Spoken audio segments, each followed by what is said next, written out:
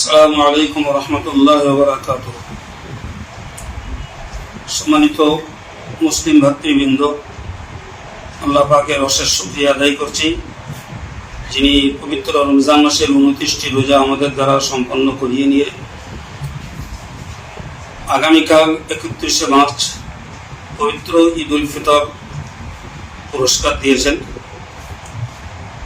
পশ্চিমবঙ্গ হেলাল committee all India সুন্নাতুল জামাতের গঠিত একটি চাঁদ কমিটি, এর বিভিন্ন জেলা অঞ্চল কমিটির প্রতিনিধিরা চাঁদ দেখার সংবাদ আমাদের কাছে পাঠিয়েছেন।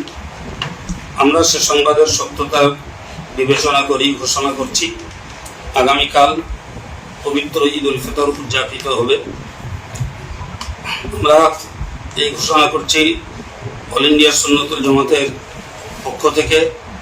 অল ইন্ডিয়া সুন্নাতুল জামাতের সম্পাদক আলহাজ মাওলানা মুফতি আব্দুল মতিন সাহেব, তিনি একটি রিলিজ প্রেস বিজ্ঞপ্তি দিয়েছেন এবং আমিও অল ইন্ডিয়া সুন্নাতুল জামাতের নগণ্য খাদেম হয়ে জামিয়া রহমানিয়া থেকে এই বার্তা সকল ইমানদার মুসলমানের জন্য আনন্দের পুরস্কার স্বরূপ আল্লাহ পাকের দেয়া উপহার পবিত্র ঈদ উল ফিতরের ঘোষণা করছি।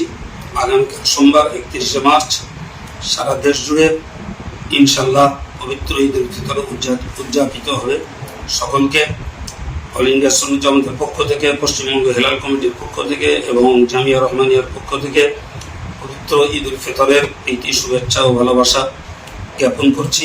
আল্লাহ পাক সকলকে সুস্থ রাখুন, ভালো রাখুন এবং পরিবারকে নিয়ে শান্তির সঙ্গে পবিত্র ঈদ উল ফিতর উদযাপনের তৌফিক দান করুন, আমিন ইয়া রাব্বাল আলামিন। আসসালামু আলাইকুম ওয়া রাহমাতুল্লাহি ওয়া বারাকাতুহু।